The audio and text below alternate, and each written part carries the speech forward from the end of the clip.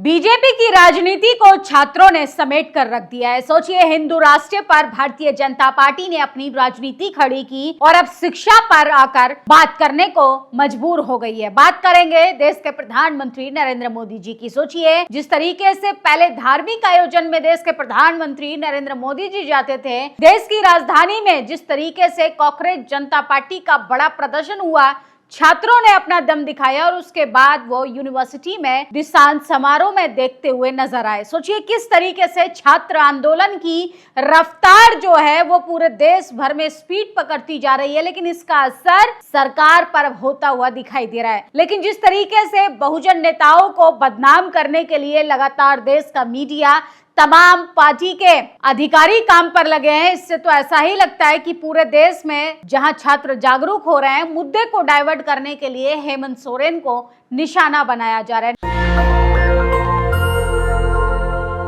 नमस्कार, मैं निधि रतन और आप देख रहे हैं नेशनल दस्तक। रांची में सबसे बड़ा प्रोटेस्ट हो रहा है। सोचिए किस तरीके से लगातार छात्र जो हैं वो हेमंत सोरेन पर निशाना साध रहे हैं। देश की राजधानी में भी छात्रों का बड़ा प्रदर्शन हुआ, जहां पर आंसू गैस दागे गए, लाठीचार्ज हुआ, पायलट गन से हमला हुआ। इसके साथ साथ छात्रों के, खासकर महिला छात्रों के प्राइवेट पार्ट में डंडा डालती हुई पुलिस दिखाई दी। लेकिन इसके बाद भी सरकार से सवाल पूछने का इस देश का मीडिया साहस नहीं दिखा पाया। वजह कि उनकी जाति की सहमति हो सकती है, विचारधारा की सहमति हो सकती है। वही मीडिया कूंद कूंद कर रिपोर्टिंग करता हुआ दिखाई दे रहा है झारखंड के अंदर। सोचिए, रांची में सबसे ज्यादा पत्रकारिता को निष्पक्ष दिखाने की कोशिश कर रहे हैं ये अमन चोपड़ा। सोचिए किस तरीके से लगातार कांग्रेस जनता पार्टी में आए हुए छात्रों को कहा जा रहा था दहशतगर्द, आतंकवादी, बाहर से फंडिंग हो रही, तमाम बिला बिला आरोप लगाए जा रहे थे। लेकिन वही रांची के छात्रों को कहा जा रहा है कि ये असली छात्र हैं। सोचिए, छात्रों को भी डाइवर्ट करने की कोशिश की जा रही है। झारखंड में छात्रों के आंदोलन में भाजपा की असली बेचैनी अब खुलकर सामने आ गई है। हर जिले में अपने विधायकों के जरिए बस लगाना, कॉलेज में जाकर उन छात्रों को रांची लाना जो आंदोलन में शामिल ही नहीं होना चाहते। आखिर ये कैसी छात्र हित की राजनीति है? छात्रों की मांगों का समाधान करना उद्देश्य होता तो सरकार से संवाद करते, लेकिन भाजपा का उद्देश्य संवाद नहीं, भीड़ जुटाकर माहौल बिगाड़ना, रांची के अराजकता फैलाना है। छात्रों के कंधे पर बंदूक रखकर राजनीति करने की कोशिश कर रही झारखंड की जनता सब देख रही है। सोचिए,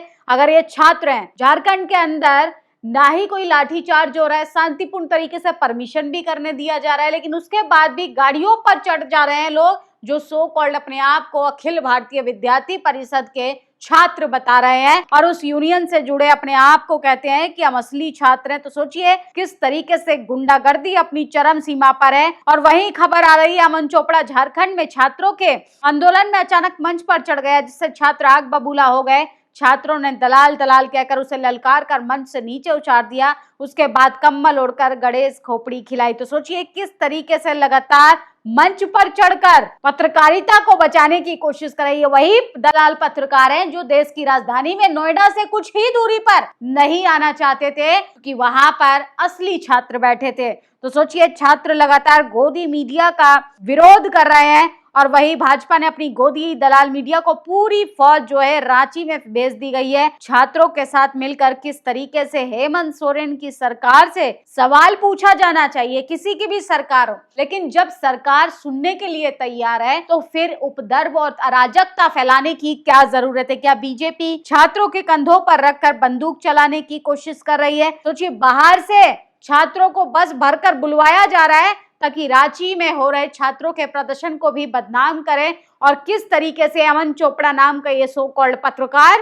पहले बिरयानी पर पॉलिटिक्स करता है, फिर छात्रों पर पॉलिटिक्स करता है। और हद तो तब हो गई जब एक ऑक्सीजन वाले छात्र से ऑक्सीजन उतारकर सवाल पूछता हुआ पत्रकार एक्सपोज हो गया। सोचिए किस तरीके से नौटंकी की भी हद होती है। नफरती एंकर अमन चोपड़ा आईसीयू में घुसकर पेशेंट का इंटरव्यू ले रहा है, बाकी लोगों ने भी माइक पर सवाल पूछ रहा है। बस थोड़ी देर में पेशेंट का ऑक्सीजन मास्क भी हटवा दिया, डॉक्टर भी आराम से खड़े होकर बात कर रहे हैं, आसपास कई लोग भी खड़े। मुझे लगता है कि पूरा ड्रामा प्री प्लान्ड है। अगर नहीं है तो हॉस्पिटल में और आईसीयू के वार्ड में ये सब कैसे हो सकता है, इसकी जांच होनी चाहिए। सोचिए, आईसीयू के अंदर मरीज पर ऑक्सीजन लगा हुआ है, उसके बाद ये अमन चोपड़ा उसका इंटरव्यू कर रहा है। हद होती है। स्क्रिप्टेड कितना भी आप पत्रकार बनने की कोशिश करें, लेकिन सब दिखता ही है और जनता के सामने आग बबूला हो जाते हैं। सर ये जेएनयू नहीं है, डीयू वाले भी नहीं है, अगर ये एबीपी वाले हैं तो सरासर इन्हें क्या बताइएगा, इनको पुलिस का सम्मान सिखाओ। तो सोचिए महिलाओं को आगे कर दिया गया है, महिलाओं को किस तरीके से लगातार छात्र आंदोलन को बदनाम करने के लिए भेजा जा रहा है।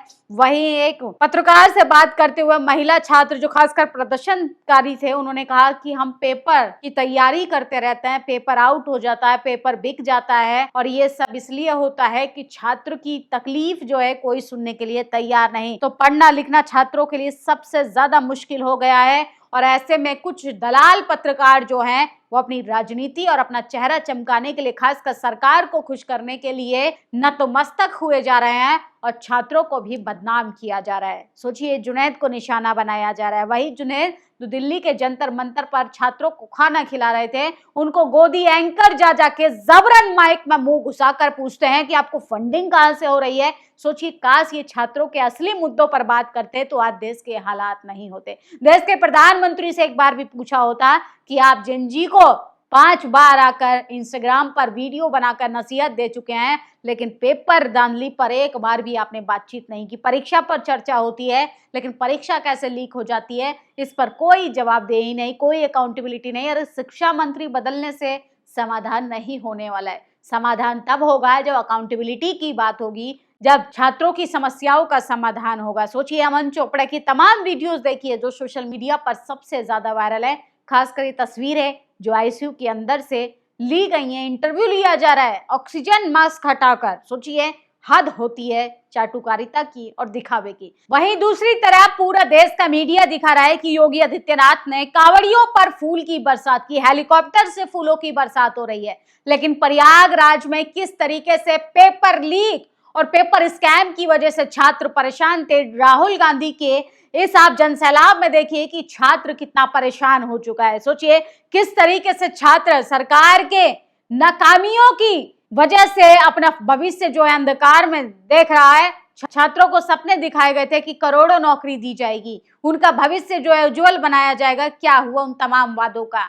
सोचिए सरकार से आप सवाल पूछेंगे तो तमाम सत्ता में बैठे लोग आपको देशद्रोही कह देंगे, दहशतगर्द बोल देंगे, आपको आतंकवादी बोल देंगे, खालिस्तानी बोल देंगे। लेकिन देश के हालात इतने लाचार हो गए हैं कि पूरे देश में छात्र जो है सबसे ज्यादा नाराज है सरकार की नाकामियों से। वहीं अभिजीत दीपके की बात करें तो उन्होंने सीधा तौर से कहा है कि हम देश भर में अब यात्रा शुरू करेंगे, जिसके बाद छात्रों के और जनता के उन तमाम मुद्दों पर बात होगी, चाहे वो कॉलेजियम सिस्टम हो, ईवीएम की गड़बड़ी हो, उसके बाद छात्रों की तमाम पेपर परीक्षा में जिस तरीके से धांधली होती है, उन तमाम स्कैम के खिलाफ अब आवाज बुलंद होगी। क्योंकि इस देश में पिछले 11-12 सालों में तानाशाही अपनी चरम सीमा पर है। छात्रों को तो छोड़िए, मीडिया का भी बोलना बंद कर दिया गया था सिर्फ इसलिए कि सरकार से सवाल ना पूछा जा सके।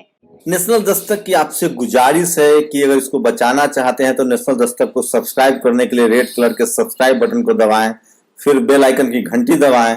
नेशनल दस्तक को बचाने के लिए बहुत जरूरी है कि हर खबर को शेयर करें, लाइक करें, कमेंट जरूर करें।